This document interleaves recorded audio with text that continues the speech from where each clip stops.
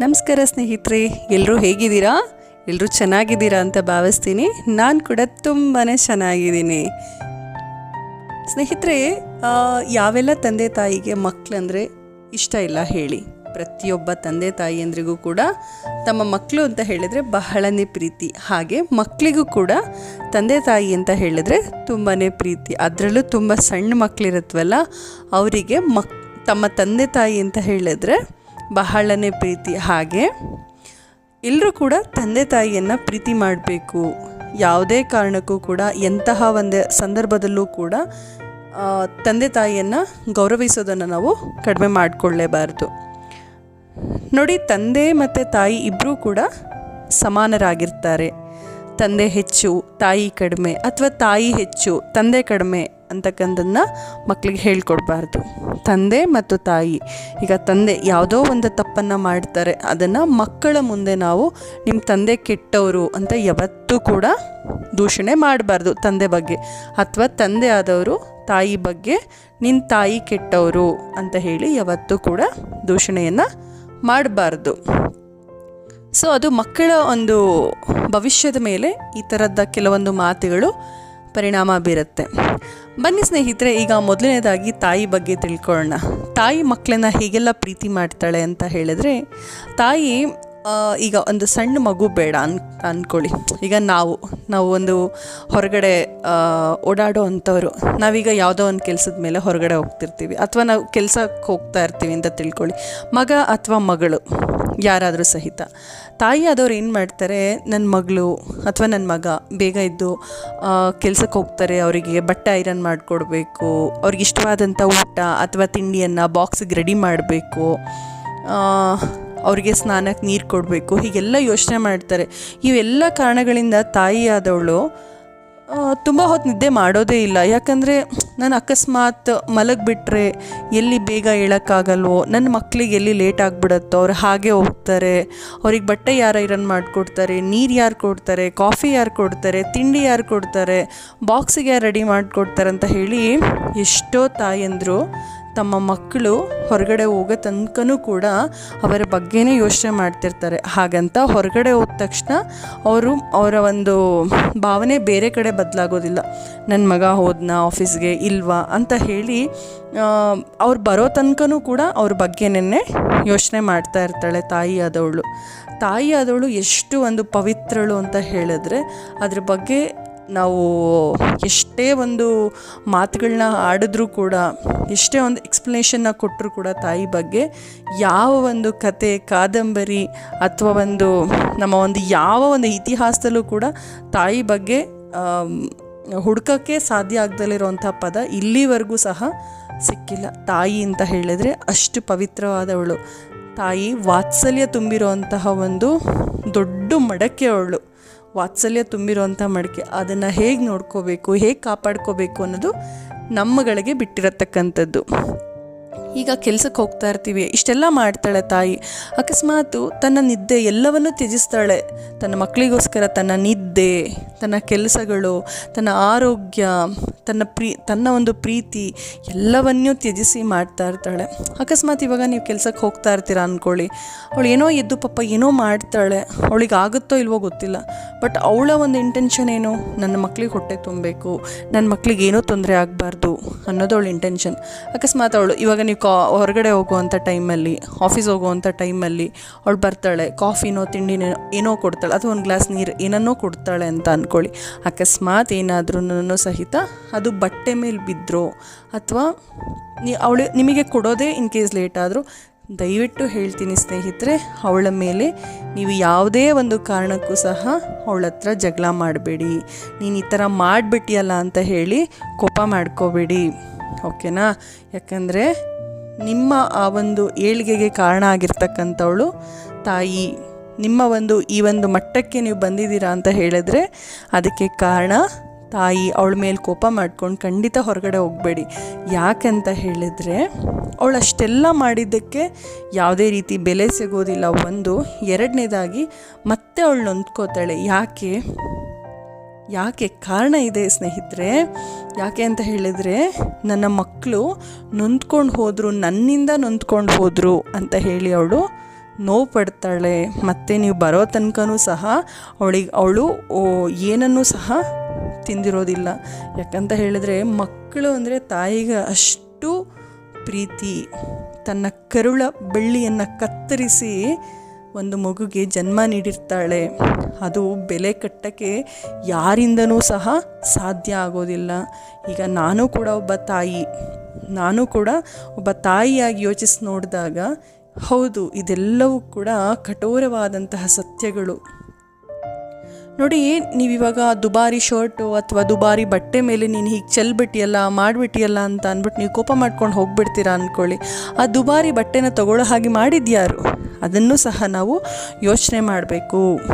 ತನ್ನ ಮಗ ಅಥವಾ ಮಗಳು ಹಿಂದಿರುಗಿ ಬರೋವರೆಗೂ ಕೂಡ ಅವಳ ಮನಸ್ಸು ಹಾತೊರಿತಾ ಇರುತ್ತೆ. ಮಗ ಏನೋ ಅಥವಾ ನಾವು ಕೆಲಸದ ಒತ್ತಡದಲ್ಲಿ ಎಲ್ಲವನ್ನು ಮರೆತು ಬಿಡ್ತೀವಿ. ಆದರೆ ತಾಯಿ ನೀವು ಮನೆಗೆ ಬರ್ತೀರಾ ನೋಡಿ, ಬಂದ ತಕ್ಷಣ ಅವಳ ಮುಖ, ಅವಳ ಕಣ್ಣುಗಳನ್ನ ನೋಡಿ, ಅವಳಲ್ಲಿ ಭಯ ಅನ್ನೋದಿರುತ್ತೆ. ಅವಳು ನಿಮ್ಮನ್ನು ಫೇಸ್ ಕೂಡ ಮಾಡೋಕ್ಕಾಗದೆ ಜಸ್ಟ್ ಹಾಗೆ ನೋಡಿ ಸುಮ್ಮನೆ ಆಗ್ತಾಳೆ. ಒಂದು ಸಲ ಅವಳ ಮುಖ ನೋಡಿ ಅಬ್ಸರ್ವ್ ಮಾಡಿ, ಒಂದು ಸಣ್ಣ ನಗು ಕೊಡಿ, ಅವಳು ತುಂಬ ಖುಷಿಯಾಗಿಬಿಡ್ತಾಳೆ. ಆ ಒಂದು ಮುಖದ ಭಾವನೆ, ಮನಸ್ಸಿನ ಭಾವನೆ ಎಲ್ಲವೂ ನನ್ನ ಮಗನಿಗೆ ನನ್ನ ಮೇಲೆ ಯಾವುದೂ ಕೋಪ ಇಲ್ಲ, ನನ್ನ ಮಗ ಖುಷಿಯಾಗಿ ಹೋಗಿ ಬಂದಿದ್ದಾನೆ ಅಥವಾ ನನ್ನ ಮಗಳು ಖುಷಿಯಾಗಿ ಹೋಗಿ ಬಂದಿದ್ದಾಳೆ, ಏನೂ ತೊಂದರೆ ಆಗಿಲ್ಲ ಅಂತ ಹೇಳಿ ಅವಳು ತುಂಬ ಖುಷಿ ಪಡ್ತಾಳೆ. ಅಥವಾ ಸ್ನೇಹಿತರೆ, ನೀವು ಹೊರಗಡೆ ಹೋದಂಥ ಸಮಯದಲ್ಲಿ ನಿಮ್ಮ ಆ ಟೆನ್ಷನ್ ಎಲ್ಲ ಸ್ವಲ್ಪ ಹೊತ್ತು ದೂರ ಆದಮೇಲೆ ಒಂದಷ್ಟೊತ್ತು ಬಿಟ್ಟು ಫ್ರೀ ಮಾಡಿಕೊಂಡು ಒಂದು 2 ನಿಮಿಷ ತಾಯಿಗೆ ಫೋನ್ ಮಾಡಿ, ಅಮ್ಮ ಊಟ ಮಾಡಿದ್ಯಾ, ಒಂದು ಸಾರಿ ಕೇಳಿ. ಅವಳು ಎಷ್ಟು ಆ ಒಂದು ಖುಷಿ ಪಡ್ತಾಳೆ ಅಂತ ಹೇಳಿದರೆ ಅವಳ ಸಂತೋಷಕ್ಕೆ ಪಾರನೇ ಇರೋದಿಲ್ಲ ಸ್ನೇಹಿತರೆ. ಇದನ್ನೆಲ್ಲರೂ ಟ್ರೈ ಮಾಡಿ. ಈವನ್ ನಾನು ಕೂಡ ಎಷ್ಟೋ ಸಲ ನನ್ನ ವರ್ಕ್ ಪ್ರೆಷರಲ್ಲಿ ಅಮ್ಮನ ಹತ್ರ ನಾನು ಕೂಗಾಡ್ಕೊಂಡು ಹೋಗ್ಬಿಡ್ತೀನಿ ಅಥವಾ ಏನೋ ಅಂದ್ಬಿಟ್ಟಿರ್ತೀನಿ. ತುಂಬ ಜೋರಾಗೇನೂ ಮಾತಾಡೋದಿಲ್ಲ. ಸಮ್ಟೈಮ್ಸ್ ಕೆಲಸದ ಪ್ರೆಷರ್ ವರ್ಕಲ್ಲಿ ಏನಾದ್ರು ಅಂದ್ಬಿಟ್ಟಿರ್ತೀನಿ.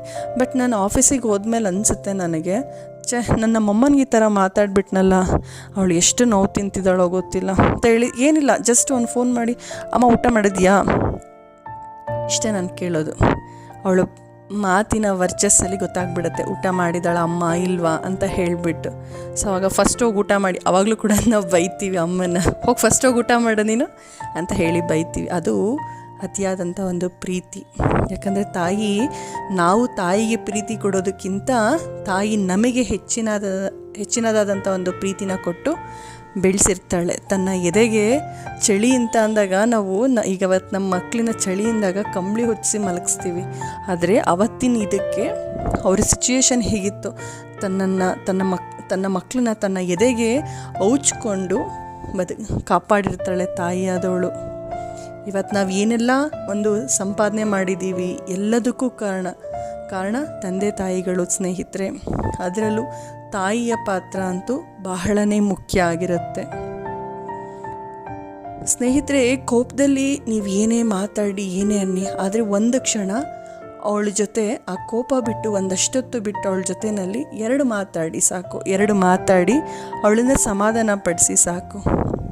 ಅಷ್ಟೇ. ಅವಳು ನಿಮ್ಮಿಂದ ಯಾವುದೇ ಹಣ ಆಸ್ತಿ ಯಾವುದನ್ನು ಕೂಡ ಎಕ್ಸ್ಪೆಕ್ಟ್ ಮಾಡಲ್ಲ. ನನ್ನ ಮಕ್ಕಳು ಚೆನ್ನಾಗಿರಬೇಕು ಅನ್ನೋದಷ್ಟನ್ನೇ ಎಕ್ಸ್ಪೆಕ್ಟ್ ಮಾಡ್ತಾಳೆ ಸ್ನೇಹಿತರೆ. ಸೊ ಇದು ಎಲ್ರಿಗೂ ಗೊತ್ತಿರ್ತಕ್ಕಂಥ ವಿಚಾರ. ಆದರೂ ಕೂಡ ನಾನು ಹೇಳಿರ್ತಕ್ಕಂಥ ಈ ಒಂದು ವಿಚಾರದಲ್ಲಿ ಏನಾದರೂ ತಪ್ಪುಗಳಿದ್ದರೆ ದಯವಿಟ್ಟು ತಿಳಿಸ್ಕೊಡಿ ಕಮೆಂಟ್ ಮುಖಾಂತರ. ನಾನು ಖಂಡಿತ ರಿಪ್ಲೈ ಕೊಡ್ತೀನಿ. ಅಥವಾ ನಾನೇನಾದರೂ ತಪ್ಪಾಗಿ ಹೇಳಿದರೆ ಅದನ್ನು ಕೂಡ ಬಿಡಿಸಿ ಹೇಳಿ ಅಕ್ಸೆಪ್ಟ್ ಅಂತೂ ಮಾಡ್ತೀನಿ ಸ್ನೇಹಿತರೆ. ಹಾಗೆ ಇನ್ನೊಂದು ವಿಚಾರ ಹೇಳೋಕ್ಕೆ ಇಷ್ಟಪಡ್ತೀನಿ. ನಾನು ಎಷ್ಟೋ ಸಲ ಕೋಪ ಮಾಡಿಕೊಂಡಾಗ ಅಮ್ಮ ಅತ್ತಿದ್ದಾರೆ, ಅದು ನನಗೆ ಇವತ್ತಿಗೂ ಕೂಡ ದುಃಖ ಆಗುತ್ತೆ. ನಮ್ಮಮ್ಮ ಹೇಳೋರು, ನಿನಗೂ ನಾಳೆ ಒಂದಿನ ನೀನೂ ಕೂಡ ಒಬ್ಬ ತಾಯಿ ಆಗ್ತೀಯಲ್ಲ, ಅವತ್ತು ಗೊತ್ತಾಗುತ್ತೆ ನಿನಗೆ ಇವತ್ತು ಮಾತಾಡ್ತಾ ಇದೆಯಲ್ಲ ಅಂತ. ಬಟ್ ಆ ನೋವು ಇವತ್ತು ನನಗೆ ಅರ್ಥ ಆಗ್ತಿದೆ ಸ್ನೇಹಿತರೆ, ಖಂಡಿತವಾಗಿಯೂ. ಹಾಗಂತ ನಾನೇನು ಅಮ್ಮನ ಹತ್ರ ಜಗಳ ಏನೂ ಮಾಡ್ತಾ ಇರಲಿಲ್ಲ. ಏನೋ ಕೆಲಸದ ಒತ್ತಡಗಳಲ್ಲಿ ಮಾತಾಡ್ಬಿಟ್ಟಿದ್ದೀನಿ ಕೆಲವೊಂದು ಸಲ.